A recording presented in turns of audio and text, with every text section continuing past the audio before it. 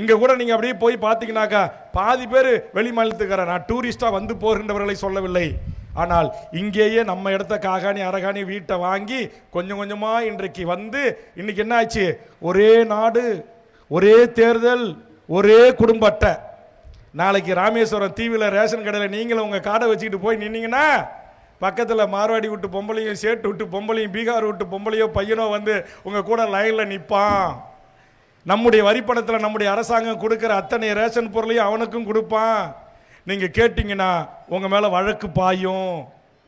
அதோட இப்போ திருப்பூர், நாமக்கல், ஈரோடு, கோயம்புத்தூர் மாவட்டங்களில் தமிழர்களை விட பெரும்பான்மையான சில தொகுதிகளிலே அந்த தொகுதியினுடைய சட்டமன்ற நாடாளுமன்ற உறுப்பினர்கள் யார் என்று தீர்மானிக்கிற சக்தியாக வடநாட்டுக்காரன் வந்து உக்காந்துட்டான். நீங்கள் திராவிட இயக்கங்கள் இந்தியை தானே எதிர்த்தீங்க. மோடி சொன்னா நீ இந்தியை தாண்டா எதிர்ப்ப, நான் இந்திக்காரனை கொண்டு வந்து இறக்குமதி செய்கிறேன் என்று இன்றைக்கு தமிழ்நாட்டின் புள்ளி விவகாரம் பிரகாரம் தமிழ்நாட்டில் 1 கோடிக்கு மேற்பட்டவர்கள் வட இந்தியர்கள் வாழுகிறார்கள். நீங்க எண்ணி பாருங்க, இது சாதாரணமான விட்டுட்டு போக முடியாது. இன்னைக்கு இலங்கையில் எப்படி ஆச்சு, கடல்கோளால் பிரிக்கப்பட்ட இலங்கை தீவின் ஆட்சி செய்தவன் யாரு, எல்லால மகாராஜன், பாயும்புலி பண்டார வன்னியன். அந்த மண்ணை ஆட்சி செய்தவர்கள் நம்முடைய முன்னோர்கள். அந்த நிலம் எப்படி கொஞ்சம் கொஞ்சமாக தமிழர்கள் சிறுபான்மையாக ஆக்கப்பட்டு சிங்களவர்கள் பெரும்பான்மை இனமாக மாறி இன்றைக்கு தமிழர்கள் இருந்த ஆட்சி அதிகாரம் கைப்பற்றப்பட்டு காணி உரிமை பறிக்கப்பட்டு கல்வி உரிமை பறிக்கப்பட்டு நாட்டுடைய அதிபராக வர முடியும் என்கிற உரிமை பறிக்கப்பட்டு 2ஆம் தர குடிமக்களாக இருந்தால் இரு, இல்லை என்று வெளியேறு என்று அடித்து விரட்டினான். பெண்களுடைய மார்புகளை அறுத்து பெண்களின் மார்புகளை விற்கப்படும் என்று சொன்னான். இது தமிழச்சியின் மார்பு என்று வித்தான். பெண்கள் நிறமாத கர்ப்பிணியாக இருந்த தாய்மார்களை காவல்துறையின் துப்பாக்கி முனையில் இருக்கிற கத்தியை கொண்டு எடுத்து கீறி அந்த குழந்தையை பிடித்து கொதிக்கின்ற தாரிலே மிதக்கி தூக்கி காலிலே போட்டு சூஷாட் கால்களால் மிதித்து கொண்டான். காரணம் அவன் பெரும்பான்மையாக அவன் மாகியதோட விளைவு. அதே மாதிரிதான் இன்னைக்கு ஈரோடு திருப்பூர்ல நம்ம ஏட்டையாவும் எஸ்ஐ ஐயாவும் போனாக்கா டே புட்ரா அட்ரா இந்தியில சொல்றான். யார பாதுகாக்கிற நம்முடைய போலீஸ் அடிக்கிறான் வட மாநிலத்துக்காரன். சிந்தாதேரிப்பேட்டில் கலவரம்னு சொல்லி கமிஷன் ஆஃபீஸ்க்கு 100க்கு ஃபோன் போகுது. உடனே ஒரு ஹைவே பெட்ரோல் வண்டி மாதிரி ஒரு வண்டியை மைக்கில் கூட்டு சொல்லி போலீஸ் அனுப்புகிறாங்க. 10 இன்ஸ்பெக்டர் எஸ்ஐ எத்தனை பேர் போனாங்களோ அத்தனை பேர் அடித்து சட்டையை கைட்டி பின்னாடி கையை கட்டி உட்கார வச்சுட்டான். சென்னை மாநகரத்தில். எனதருமை தாய்மார்களே, எனதருமை தீவாழ் பெருங்குடி மக்களே, நாம் எந்த உழைக்கும் சாதாரண பாட்டாளிகளுக்கு எதிரானவர்கள் அல்ல. ஆனால் இங்கு கொஞ்சம் கொஞ்சமாக தமிழ் சமூகத்தின் வேலை வாய்ப்பு உரிமை, தமிழ் சமூகத்தின் வாழ்வுரிமை பறிக்கப்படுகிறது. இந்த மண்ணிலே சென்னை மாநகரத்திலே அஸ்ஸாம் பவன் உருவாக்கப்படுகிறது. ஒரு தலைமைச் செயலாளர் தலைமையிலான அதிகாரிகள் நியமனம் செய்யப்பட்டு அஸ்ஸாமிலிருந்து வருவனுக்கு குடும்ப அட்டை, ரேஷன் அட்டை, அவனுக்கான ஓட்டர் ஐடென்டி கார்டு எல்லா சலுகைகளும் பெருத்தருவதற்கு ஐஏஎஸ் அதிகாரி நியமிக்கப்படுகிறார். தமிழ்நாட்டிலே பீகார் பவன் உருவாக்கப்படுகிறது. எதற்காக தமிழ்நாட்டில் பீகார் பவன்? நான் கேட்கிறேன், இங்கே வரும்போது பார்த்தேன் பல இடங்களிலே இந்தி குஜராத்தி எழுத்துக்கள் பொறிக்கப்பட்டிருக்கிறது. நான் கேட்கிறேன், தமிழர் கடைகள் நாளைக்கு குஜராத்திலோ பீகார்லயோ உத்தரப்பிரதேச ராஜஸ்தான்லயோ ஏன் பக்கத்து மாநிலமான கர்நாடகத்தில் எழுத முடியுமா? கர்நாடகத்தில் சட்டமன்ற கூட்டத்தொடரை கவரேஜ் செய்து கொண்டிருந்த ஒரு தினமணி பத்திரிகையாளர் அந்த அவைக்குள் தமிழில் பேசிக்கொண்டு இருந்தார் என்பதற்காக கன்னடர்கள் ஒன்று கூடி அந்த தமிழ் பத்திரிகையாளனை அடித்து தூக்கி வெளியே வீசினான். ஆனா இளிச்சவாய தமிழர்கள் நாம் இன்னைக்கு தமிழே படிக்காம இந்தி படிக்கிறோம். நான் சொல்றேன், நீ எல்லா மொழியும் படிங்க, நான் வேண்டான்னு சொல்லல. எந்த மொழிக்கு நான் எதிரானவன் அல்ல. ஆனால் என் தாய்மொழி தமிழை கட்டாயம் படித்துவிட்டு நீ இந்தி படி, இங்கிலீஷ் படி, ஜெர்மன் படி, பிரான்ஸ் படி, நீ சைனா படி, நீ ஜப்பானிய மொழி படி. உலகத்தில் எத்தனை மொழிகள் இருக்கிறதோ அத்தனை மொழிகளையும் நம்முடைய பிள்ளை செல்வங்கள் படிக்கட்டும், நான் வரவேற்கிறேன். அது உலகம் முழுவதும் நாம் சென்று வணிகம் செய்வதோ வேலை வாய்ப்பு செய்வதற்கோ நமக்கு வாய்ப்பாக அமையும். ஆனால் அதே நேரத்தில் என் தாய்மொழி தமிழை சொல்லித்தராமல், தமிழே படிக்காமல் இன்னைக்கு தமிழ்நாட்டில் இந்தியாவில் ஒரு மாநிலத்தில் இன்றைக்கு ஆரம்ப கல்வி முதல் ஆராய்ச்சி கல்வி வரை படிக்க முடியும்னா அது தமிழ்நாட்டில் தான். இதற்காக போடப்பட்ட வழக்கு, தமிழ் ஆட்சி மொழி சட்டத்தை நடைமுறைப்படுத்தவில்லையே ஏன் என்று நீதிமன்றத்தில் போடப்பட்ட வழக்கு பல ஆண்டுகளாக உச்சநீதிமன்றத்தில் நிலுவையில் இருக்கிறது. என்னதுமை உறவுகளே, நாம் எண்ணி பார்க்க வேண்டும். எப்படியெல்லாம் தமிழ் சமூகத்தின் உரிமைகள் பறிபோகிறது, எப்படியெல்லாம் நம்முடைய வாழ்வுரிமை பறிக்கப்படுகிறது. இந்தியாவில் 300 டோல்கேட் இருக்குன்னு வச்சுங்க. இந்தியாவில் எத்தனை டோல்கேட் இருக்கு? 300 டோல்கேட் இந்தியா முழுக்க. இந்த 300 டோல்கேட்ல தமிழ்நாட்டில் மட்டும் எத்தனை டோல்கேட் இருக்கு தெரியுமா? 75 டோல்கேட் இருக்கு. 75 டோல்கேட்டு. எண்ணி பாருங்க. இந்த வண்டியை நீங்க வாங்குறீங்க, கார் வாங்குறீங்க, ஒரு டாடா ஏசி வாங்குறீங்க, ஒரு லாரி வாங்குறீங்க, ஒரு மீன்பாடி வண்டி வாங்குறீங்க, இந்த வண்டி வாங்கும் போதே ஆயில் வரியை வாங்கிடுறான். அந்த வண்டிக்கு சாலை வரி எல்லா வரியும் சேர்த்து மொத்தமாக வாங்கிடுறான். வாங்கின பிறகு அம்பானிக்கும் அதையானுக்கும் இந்துஜாவுக்கும் டாட்டாவுக்கும் பிர்லாவுக்கும் டோல்கேட்டை கொடுத்துட்டு அங்கே உள்ளூர் ரவுடி வெளியூர் ரவுடி இந்திக்காரன் துப்பாக்கி லைசன்ஸோட உக்காந்துக்கிட்டு போகும்போது 100 கொடு வரும்போது 100 கொடுன்றான். இந்த நாட்டில் நான் சொன்ன மாதிரி 156 அரசியல் கட்சிகள், 1000க்கு மேற்பட்ட கட்சிகள், அமைப்புகள், இயக்கங்கள் எல்லாம் இருக்கு இந்த நாட்டில். ஆனால் ஒரே ஒரு கட்சிக்கு தான் சூடு சொரண ரோஷம் மானம் வந்து நான் கேட்டேன், ஏண்டா உனக்கு வரி தர வேண்டும் என்னுடைய சாலையில் நான் செல்வதற்கு என்று சுங்கச்சாவடிகளை தகர்ப்போம் என்று அறிவித்த ஒரே கட்சி தமிழக வாழ்வுரிமை கட்சி தான். அதற்காக இங்கே ஜெரோன்குமார்ல இருந்து அங்கே ஒருத்தர் சொல்றாரு நானும் அந்த வழக்கில் இருக்குன்ட்டு. அதனால இன்னைக்கு கேளுங்க எவ்வளோ பெரிய அநியாயம். நீங்கள் எங்கேயாச்சும் ஒரே ஒரு டோல்கேட்டு ஒரு மீனவர் நடத்துறாரு, ஒரு தேவர் நடத்துறாரு, ஒரு கல்லர் நடத்துறாரு, ஒரு யாதவர் நடத்துறாரு, ஒரு பிள்ளைமார் நடத்துறாரு, ஒரு ஆதி பறையர் நடத்துறாரு, அல்லது ஒரு தேவேந்திர குல வேளாளர் நடத்துறாரு, அல்லது ஒரு வன்னியர் நடத்துறாரு, சொல்ல முடியுமா? ஒரே ஒரு டோல்கேட் சொல்ல முடியுமா உங்களால? எல்லாம் யாருக்கு சொந்தம்? எல்லாம் Ambani, Adani, TVS, Ashok Leyland, Hinduja group of companies. எவ்வளோ பெரிய அநியாயம். ஏற்கனவே வெள்ளக்காரன் வரி கட்டான்னு தானே அனுப்புனீங்க. இன்னைக்கு இவன் வந்து கொண்டாந்து உட்கார வச்சுட்டான். நம்பூர் ரோட்டில் நம்ம போகிறதுக்கு நான் கேட்குறேன், ஒரு அரசாங்கத்தினுடைய அடிப்படை வேலை என்ன? ஆங்கிலத்தில் சொல்லுவாங்க இன்ஃப்ராஸ்ட்ரக்சர்ஸ், அடிப்படை கட்டமைப்பு வசதிகளை உருவாக்குவது. சாலை, குடிநீர், மருத்துவம், கல்வி, இது போன்ற அடிப்படை பொதுமக்களின் தேவைகளை பூர்த்தி செய்வதற்காகத்தான் நாடாளுமன்றங்கள், அதற்கு தான் சட்டமன்றங்கள். ஆனால் இன்னைக்கு கல்வி யாருக்கிட்ட இருக்கு? இன்னைக்கு நீட்டில் நம்ம வீட்டு புள்ள பாஸ் ஆகிடுது. சரி, மோடி சொல்கிறார் பெருமையாக, நாங்கள் நீட்டு கொண்டு வந்தோம், நீட்டு கொண்டு வந்துட்டேன். நீட்டில் தமிழ்நாடு முழுக்க இந்தியா முழுக்க 40 லட்சம் பேர் பாஸ் பண்ணுறாங்க. ஏன் 40 லட்சம் பேருக்கு நீ நீட்டு படிக்க ஏற்பாடு பண்ணல? ஏன் தரமாட்டேன்ற? இப்போ இங்கே உட்காந்துருக்கிற ஒரு தாய் மாதிரி நம்ம ஜெரோனுடைய அக்கா பொண்ணு அடுத்த வருஷம் நீட்டு பாஸ் பண்ணிடுது. பாஸ் பண்ணாக்கா இங்கே இருக்கிற ராமச்சந்திரா சீட்டு கிடைக்குமா? எஸ்ஆர்எம்ல சீட்டு கிடைக்குமா? சொல்லுங்க. அங்கே போகணுன்னா ஆண்டுக்கு பீஸு 25 லட்சத்துலேருந்து 35 லட்சம். அப்போ 5 வருஷம் 25 லட்சம் போட்டாலே 1 கோடி. நீட்டு படித்து பாஸ் பண்ண பிள்ளை எப்படி 1 கோடி பணம் போவோம்? ஏழை மீன்பிடி குடும்பத்தை சேர்ந்த பிள்ளைக்கு எப்படி டாக்டர் ஆக முடியும்? ஒரு ரிக்ஷா தொழிலாளி விட்டு பிள்ளை எப்படி டாக்டர் ஆக முடியும்? ஒரு ரோட்டில் கடை போட்டு விற்கிற விட்டு பிள்ளை எப்படி, ஃபேன்சி ஸ்டோர் நடத்துகிற விட்டு பிள்ளை எப்படி போக முடியும்? இந்த மைக் செட்டு போடுற விட்டு பிள்ளை எப்படி டாக்டர் ஆக முடியும்? அப்போ நீட்டு கொண்டு வந்தாலும் அதில் 600க்கு 600 எடுக்கிற ஒரு குறிப்பிட்ட சில 100 பேருக்கு கிடைக்கும். மற்றவங்களுக்கெல்லாம் இந்திய முழுக்க இருக்கிற தனியார் மருத்துவ கல்லூரிகளில் என்ன செய்யணும்? அவன் கொடுக்குற தொகையை கொடுக்கணும். இல்லைன்னா இந்த புள்ள திரும்பவும் நீட்டுக்கு இம்ப்ரூவ்மெண்ட் படிக்கணும். சரி, படிக்கிறதுக்கு கோச்சிங் சென்டருக்கு பணம் கொடுக்கணும். கோச்சிங் சென்டர் அரசு நடத்துதா? ஒன்றிய அரசு நடத்துதா? இல்லை, தனியார் நடத்துது. அப்போ தனியாருக்கு 3 லட்சம் வயசுக்கு கட்டணும், அழுவணும். எவ்வளோ பெரிய அநியாயம். இதெல்லாம் இந்த நாடு பார்த்துக்கிட்டு இருக்கு. அதில் பெரிய கொடுமை. இப்போ கடந்த வாரம் நீட்டு தேர்வு நடந்துச்சு. அந்த நீட்டு தேர்வு நடக்கும்போது எங்கேயாச்சும் பார்த்தது உண்டா? இந்தியாவில் எங்கேயாச்சும் தொலைக்காட்சி, பத்திரிகை, டிவியில் பார்த்தீங்களா? நான் அதுக்கு ஒரு ஐடியா வச்சிருக்கேன்.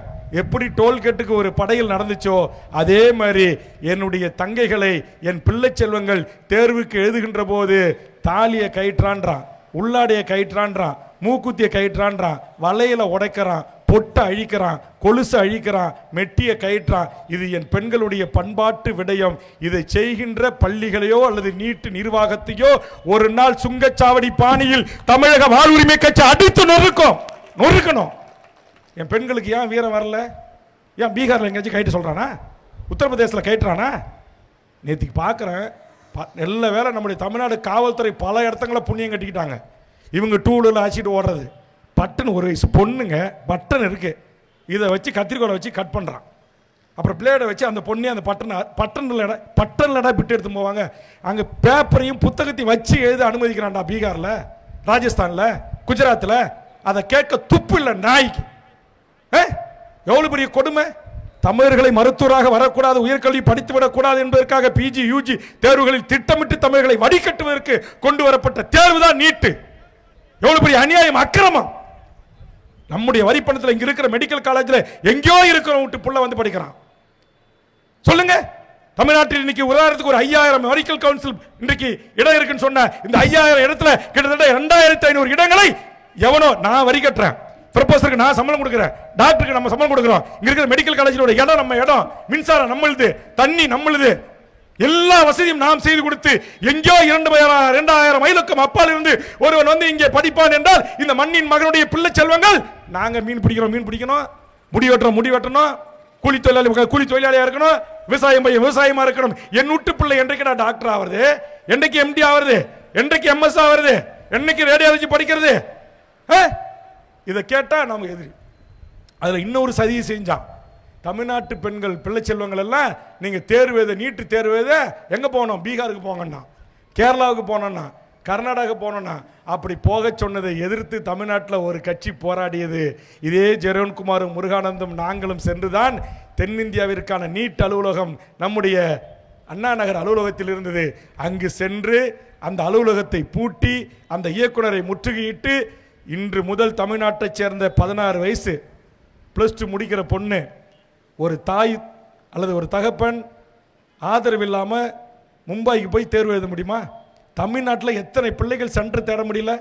போய் சென்னை மாநகரத்தில் எத்தனை போலீஸ்காரங்க 2 வீலர்லையும் வண்டிலையும் கூட்டிட்டு ஓடுறாங்க. சென்று மாறி வந்து எத்தனை பிள்ளைகள் கண்ணீரோடு அழுதாங்க. ஒரு பொண்ணு தற்கொலையே பண்ணிக்கிச்சு. சென்னை, என் தமிழ்நாடு தாய்நாட்டின் தலைநகரம் சென்னையிலேயே தேர்வு சென்றை என் பிள்ளை செல்வங்களால் கண்டுபிடிக்க முடியாத டிராபிக் நெருக்கடி, இட பிரச்சனை இருக்கின்ற போது, மொழி பிரச்சனை இருக்கின்ற போது, எங்கே இருக்கிற மும்பையிலும் கர்நாடகத்திலும் கேரளாவிலும் சென்று என் தமிழ் மாணவ செல்வங்கள் நீட் தேர்வை எழுத வேண்டும் என்று அரசு, ஒன்றிய அரசு உத்தரவு போட்டு நடைமுறைப்படுத்திய போது தமிழ்நாட்டுக்கு 156 கட்சியுடைய தலைவர்கள் போராடவில்லை. போராடியது தமிழக வாழ்வுரிமை கட்சியும் வேல்முருகனும் தான் போராடினோம். போராடினோடு மட்டுமல்ல, உள்ள பூந்து அடிச்சு நொறுக்கி கொஸ்டின் பேப்பர்லாம் கைப்பற்றி வச்சுக்கிட்டு சொன்னோம், என் மாணவ செல்வங்கள் திரும்பி வருவதற்கு. அப்படி ஏறியதுக்கு போயிட்டான். போனவன் ஃப்ளைட்டில் வர வைக்கிறதுக்கு டிக்கெட் காசு நீ தான்டா கொடுக்கணும்னு, ட்ரெயின் டிக்கெட் போட்டு தான் ட்ரெயின் காசு நீ தான் தரணும்னு.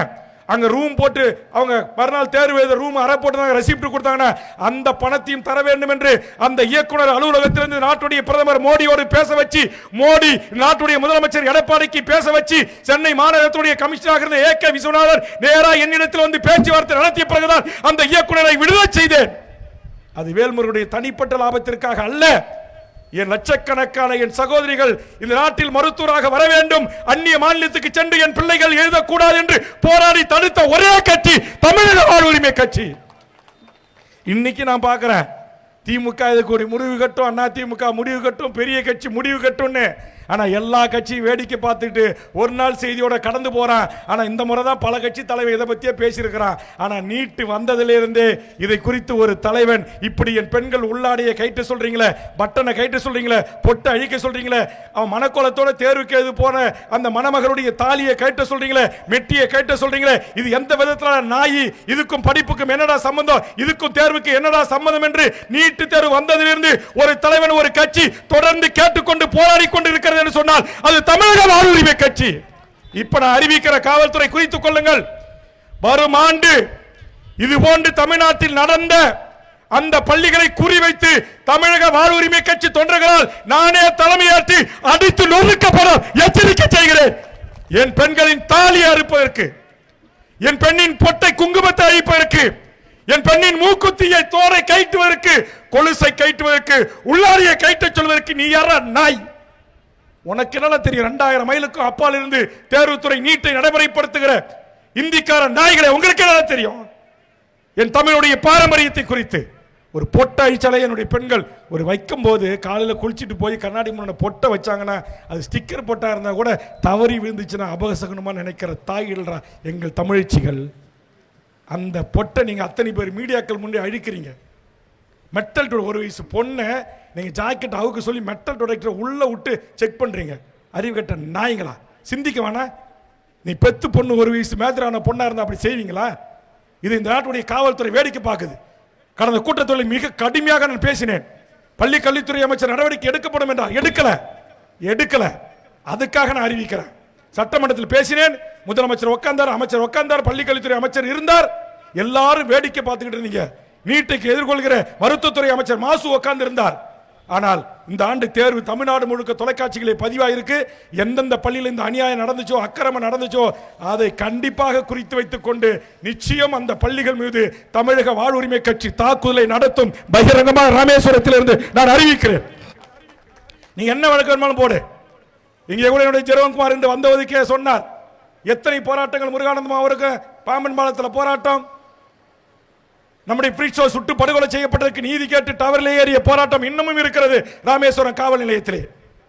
ஏது அவர் வீட்டுக்காக போறாரு, அவருக்கு 1 லட்சம் மாசம் சம்பளம் கொடுக்க போறாரு, அவர் குடும்பத்துக்கு மெத்த மாடி மாடா கோலா கோபுரம் கட்டி கொடுக்க போறாங்க. இல்ல, என் சக மீனவனை, மீன் பிடிக்க சென்றவனை, கடல் அலைக்கு முகம் கொடுத்து நின்றவனை காற்றின் திசை அழைத்து செல்கின்ற போது எல்லை மீறுகிறான். அந்த எல்லை மீறிய காரணத்தின் குற்றத்திற்காக அவனை நீங்கள் படுகொலை செய்கிறீர்களே, சுட்டு படுகொலை செய்கிறீர்களே, என் மீனவ தாயின் தாலி அறுக்கப்பட்டிருக்கிறது என்பதற்காக நீதி கேட்டு போராடினான். அதற்கு நாங்கள் வழக்கை சந்திக்கிறோம். தமிழக வாழ்வுரிமை கட்சி என்றால் எல்லாரும் நினைச்சுக்கிட்டான் இதுவும் 10ஓடு 11 இத்தோடு அது ஒன்று ஒரு அரசியல் கட்சி இல்ல. பெப்சிக்காக இறங்கினோம், டோல்கட்டுக்காக இறங்கினோம், நீட்டுக்காக இறங்கினோம். என் மீனவர் பிரச்சனைக்காக எத்தனை முறை இலங்கை தூதரகத்தை முற்றுகையிட்டிருக்கிறேன், எத்தனை வழக்குகளை சந்தித்திருக்கிறேன். நான் ஒரு இந்து என்று சொல்லக்கூடிய இந்து, நான் ஒரு பச்சை தமிழன், என் பெயர் வேல்முருகன். ஆனால் இந்த நாட்டிலே எனது இஸ்லாமியர்கள் மோடி கொண்டு வந்த CA NRC NPR சட்டத்திற்கு எதிராக போராடி தமிழ்நாட்டில் இஸ்லாமிய சாராத ஒருவன் 40 வழக்குகளை சந்தித்தான் என்றால் அது வேல்முருகனாகிய நான் ஒருவன் 40 வழக்குகளை சந்தித்தேன். ஆக தமிழக வாழ் உரிமை கட்சி என்பது சமரசமற்று தமிழர் நிலத்தில் பிரச்சனைகளுக்கு போராடும். நான் சொன்னேன்ல, ஒரு தலைவன் எப்படி இருக்க வேண்டும் என்பதற்கு உதாரணமாக நான் இருக்கிறேன், என்னோடு வாருங்கள் என்று அறைகோல் விடுக்கிறேன். நான் சொல்லிட்டு வந்தேன். அப்படி கனிம கொள்ளையில் ஈடுபட்டாங்கல்ல, அந்த கனிமம் மணல் திருடி சம்பாதிக்க மாட்டேன், தாது மணல் திருட மாட்டேன், மலையை விற்க மாட்டேன். இப்போ கன்னியாகுமரி, தென்காசி, திருநெல்வேலி எல்லா மலையும் வெடிகுண்டு வச்சு தகர்த்து போவதில்லை. ஒரு நாளைக்கு 1000 வண்டி 2000 வண்டி டாரஸ் வண்டி கேரளாவுக்கு. ஏன் கேரளாவில் மழை இல்லையா? ஏன் தமிழ்நாட்டு மலையை உடச்சி எடுத்துட்டு போறான்? ஏன் அரசு அனுமதிக்குது? இன்னைக்கு அந்த துறை அமைச்சர் மாற்றப்பட்டிருக்கிறார், துரைமுருகன். கனிம வளத்துறை அவரிடமிருந்து எடுத்து சட்ட அமைச்சர் ரகுபதிக்கு தந்துவிட்டு சட்ட அமைச்சர் ரகுபதியிடம் இருந்த சட்டத்துறை துரைமுருகனுக்கு சென்றிருக்கிறது. ரகுபதி, மாண்புமிகு அண்ணாச்சி ரகுபதி அவர்களே, உங்கள் காலத்திலாவது என் தமிழ்நாட்டின் கனிமங்கள் அண்டை மாநிலங்களுக்கு சுரண்டப்படுவதும் கப்பல்களில் அண்ட மாநிலங்களுக்கு ஏற்றிச் செல்வதையும் தடுக்கின்ற முயற்சிகள் எடுப்பீர்களா என்று நான் கேள்வி வைக்கிறேன். ஆக நான் சரி, இதெல்லாம் கேட்குறீங்களா வேல்முருகன், நீங்க மண்ணு விற்க மாட்டீங்களா? நான் விற்க மாட்டேன். தண்ணீரை உறிஞ்சி விற்பீங்களா? நான் விற்க மாட்டேன். சாராயம் குடிப்பீங்களா? குடிக்க மாட்டேன். பீடி, பான்பராக்கு, குட்கா இதெல்லாம் ஒழிக்கணும்ன்றீங்களா? இந்த பழக்கம் உங்களுக்கு இருக்கா? எனக்கு இருக்காது. லாட்ரி விற்கக்கூடாதுன்றீங்களா? நீங்க லாட்ரி வாங்க மாட்டீங்களா? நான் வாங்க மாட்டேன். நான் முதலில் என் வீட்டிலிருந்து, என் குடும்பத்திலிருந்து தனி மனித ஒழுக்கத்துடன் ஒரு அறம் சார்ந்த ஒரு வாழ்வை வாழ்ந்து கொண்டு என்னை நம்பி வருகின்ற ஜெரோன்குமார்களுக்கும், அந்தோணிகளுக்கும், செல்வாக்களுக்கும், முருகானந்தங்களுக்கும் நான் வழிகாட்ட நினைக்கிறேன். இந்த தமிழ் சமூகம் எவ்வளவு பெரிய அறநெறியோடு வாழ்ந்திருக்கிறது, எவ்வளவு பெரிய ஒழுக்க நெறியோடு பண்புகளோடு வாழ்ந்திருக்கிறது. அப்படிப்பட்ட ஒரு இனம் இன்றைக்கு சொந்த மண்ணிலே இன்றைக்கு தன் வாழ்வுரிமையை கொஞ்சம் கொஞ்சமாக இழந்து வருகிறது. எல்லாரும் முன்னேற்றம் கழகன கட்சி வச்சான். ஆனால் தமிழக வாழ்வுரிமை கட்சி, தமிழகம் என்கிற இந்த நிலப்பரப்பில் வாழ்கின்ற அனைத்து மக்களும், அனைத்து உயிர்களும் வாழ்வதற்காகத்தான் தமிழக வாழ்வுரிமை என்கிற இந்த கட்சியை நான் தொடங்கி நடத்தி கொண்டிருக்கிறேன். ஆதலால் நான் தண்ணீரை விற்பனை செய்ய மாட்டேன், மணல் திருட மாட்டேன், லாட்ரி விற்க மாட்டேன், கஞ்சா விற்க மாட்டேன், லாட்ரி விற்க மாட்டேன், பார் நடத்த மாட்டேன். இதில் வர்ற வருமானம் எல்லாம் எனக்கு வேண்டாம். அந்த வருமானம்லாம் எனக்கு வேண்டாம். இன்னை வரையிலும் சட்டத்திற்கு புறம்பாக தொழில் செய்கிற எவனிடத்திலும் போய் ₹1 கேட்கக்கூடாது. எங்கள் கட்சிக்காரங்களுக்கு உத்தரவு. ஒரு கட்சி தமிழ்நாட்டில் 15 வருஷமா நன்கொடை புத்தகமே இன்னும் அடிக்கலை. வேல்முருகன் ஆகிய நான் எந்த முதலாளி வீட்லையும் ஏறி போய் என் கட்சி நடக்கணும்.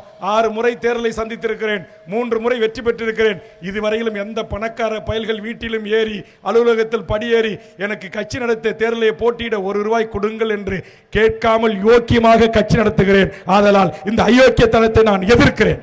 இன்னைக்கு ஜெரோன்குமார் இங்க கூட்டம் போட்டிருக்கிறாரு, ஒரு பெரிய லிஸ்ட் வச்சிருக்கிறார், குழுக்களை போட்டு இன்னாருக்கு இன்ன ஏற்பாடு. இங்கே எந்த பெரும் மண்ணு திருறவங்ககிட்ட, பெரும் மாபியா கிட்ட, லாட்ரி கள்ள லாட்ரி விற்கிறவங்ககிட்ட, கஞ்சா விற்கிறவங்கிட்ட போய் நாங்கள் பணம் கேட்கல. அவருக்கு சொந்த பந்தம், அவர் தலைமையை ஏற்றுக்கிட்டு கட்சிக்கு வந்தவங்ககிட்ட ஆளுக்கு 100-200 வாங்கி இந்த கூட்டம் நடக்குது. நாங்கள் எந்த லாட்ரி விற்கிறவங்ககிட்டயும், மண்ணு விற்கிறவங்ககிட்டயும், மண்ணு கடத்துறவங்ககிட்டயும், கேரளாவுக்கு கடத்தி போகிறவங்ககிட்டையும் போய் நாங்கள் காசு கேட்கல. ஆக தமிழக வாழ்வுரிமை கட்சி என்று சொன்னால் இந்த நிலத்தில் வாழ்கின்ற எல்லா மக்களுக்கும், எல்லாரை விட ஒரு கொடுமைங்க, நம்ம தமிழர்கள் அப்பாவி கூலிகள். திருப்பதிக்கு சாமி கும்பிட போனா, தச்சரா கொத்தனாரா கூலி வேலைக்கு போனா, அவனை பிடிச்சும் போய் கட்டி வச்சு ரெட்டிமார்களும் நாயுடுகளும் செம்மரத்தை கடத்தி உலகம் பூரா வித்துக்கிட்டு வந்தான். அது பத்திரிகை டிவியில் பெரிய செய்தியாவது, இதுக்கு ஒரு செய்தி கொடுக்கணும் அப்படின்னு சொல்லி அப்பாவி கூலியா போன தமிழரை கொண்டு போய் பாரஸ்ட்ல கட்டி வச்சு தலைகிட தீய போட்டு எரிச்சு கொளுத்தி அதுக்கு பிறகு அவர்களை சுட்டு கொண்டான் 20 பேரை. அப்படி சுட்டு கொண்ட அந்த 20 பேரும் அப்பாவி தமிழர்கள், கூலிகள், அன்றாடம் காட்சிகள். 20 குடும்பங்களின் தாலி அறுக்கப்பட்டன. கிட்டத்தட்ட ஒரு 50,000 பேரை திரட்டி அன்றைக்கு ஆளுநராக இருந்த ரோசையா அவர்களை ஆளுநர் மாளிகையிலிருந்து ஒரு 6 மணி நேரம் சிறை வைத்து அந்த கூட்ட நெரிசலில் தள்ளுமொழியிலே மின்னழுத்த கம்பியில் கொடிகம்பத்தை பிடித்த எங்கள் மாவீரன் வினோத் உயிர் தியாகம் செய்து அந்த 20 பேர் குடும்பத்திற்கு ஒரு வீட்டுக்கு ஒரு அரசாங்க வேலையும் குடும்பத்திற்கு உரிய தொகையும் அன்றைய தமிழ்நாடு அரசிடம் போராடி ஒரு உயிரை தியாகம் செய்து பெற்றுத்தந்த கட்சி தமிழக வாழ்வுரிமை கட்சி. நீ எந்த ஜாதி எந்த மதம் எவரா வேறுமாலும் இரு, என் தமிழர் நிலத்தில் பிறந்தவனாக இருந்தால் உங்களுக்காக துடிக்கும். அப்ரண்டிஸ் முடித்துவிட்டு வேலை வாய்ப்பு இல்லாமல் இருந்தவர்களுக்கு ரயில்வே துறையில் போராடி அந்த உரிமையை பெற்றோம், முற்றுகையிட்டு பெற்று தந்தோம், ஒப்பந்தங்களை ஏற்படுத்தினோம். இப்படி நான் என்னுடைய பொதுவாழ்வு, நான் ரொம்ப சின்ன வயசில் நினைவு தெரிந்த காலத்திலிருந்து அரசியல் இருக்கிறேன். என்னுடைய முன்னோர்கள் பண்டுட்டியார், பெருந்தலைவர் ராமசாமி படையாச்சார் என்று பெருந்தலைவர்கள் எல்லாம் என் ஊரிலே என் உறவுகள் மிகப்பெரிய ஆளுமைகளாக இருந்தார்கள். தூரத்து சொந்தக்காரன், நெருங்கிய சொந்தக்காரன், சித்தப்பன் பெருப்பன் எல்லாம் மந்திரி எம்எல்ஏவாக இருந்தான், காமராஜர் அமைச்சரவையெல்லாம். அப்படி சின்ன வயதிலேயே நினைவு தெரிந்த காலத்திலிருந்து அரசியல் தலைவர்கள் மடியில் தவழ்ந்து வளர்ந்த ஒருவன். எனக்கான அரசியல் அனுபவம் ஒரு 45 ஆண்டு காலம், 6 முறை 30 ஆண்டு தேர்தல் அரசியலில் நின்றுகிறேன். ஆனால் இந்த 30 ஆண்டு கால அனுபவத்தை வைத்து நான் இந்த மண்ணில் ஒரு நேர்மையான, ஒரு உண்மையான ஒரு மாற்று அரசியலை வைக்கணும்னு விரும்புகிற அந்த விருப்பம் நிறைவேறுகின்ற வகையில் தமிழ்நாடு முழுவதும் எண்ணற்ற தமிழ் தேசிய ஆளுமைகளும் எண்ணற்ற இயக்கவாதிகளும் அணி அணியாக இணைந்து கொண்டிருக்கிறார்கள். பல்வேறு அரசியல் கட்சிகள், இயக்கங்களும் கூண்டோடு இப்போ நம்முடைய கூடங்குளம் அணு உலைக்காக போராடிய பச்சை தமிழகத்தினுடைய நிறுவன தலைவர், போராளி, என் பெருமதிப்பிற்குரிய அண்ணன் சுப உதயகுமாரனுடைய பச்சை தமிழகம் கட்சி தமிழக வாழ்வுரிமை கட்சியோடு இணைந்திருக்கிறது. அதுபோன்று நாம் தமிழர் கட்சியிலிருந்து விலகிய அருமை தம்பி நம்முடைய மதுரை வெற்றி குமரன், ஜெகதீச பாண்டியன், அதுபோன்று உள்ளிட்ட பல என்னுடைய அருமை ஆளுமைகள் எல்லாம் தமிழர் ஒருங்கிணைப்பு இயக்கம் என்று உருவாக்கி நடத்தினார்கள். அந்த இயக்கம் தமிழக வாழ்வுரிமை கட்சியில் இணைந்திருக்கிறது.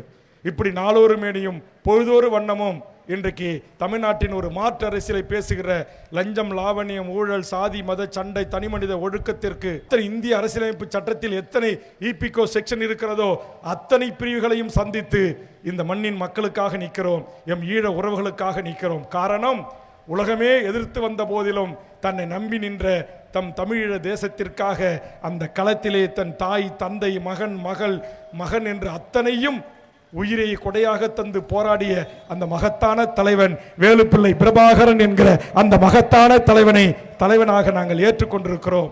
அந்த வகையில் இந்த இணைப்பு விழாவை மிகச் சிரமப்பட்டு ஏற்பாடு செய்த என் அருமை சகோதரன் ஜெரோன்குமார் அவர்களுக்கும், அவரோடு தோளோடு தோள் நின்று ஒத்துழைப்பு தந்த அனைத்து உறவுகளுக்கும் என்னுடைய நெஞ்சார்ந்த நன்றியை கூறி அவருடைய அன்பான அழைப்பை ஏற்று வருகை தந்து இணைந்த அனைத்து உறவுகளையும் அந்த ஊர் வாரியாக நான் இங்கு மேடையிலே புகைப்படம் எடுத்துக்கொண்டு நீங்கள் அனைவரும் பத்திரமாக உங்கள் இல்லம் திரும்புவதை உறுதி செய்ய வேண்டும்.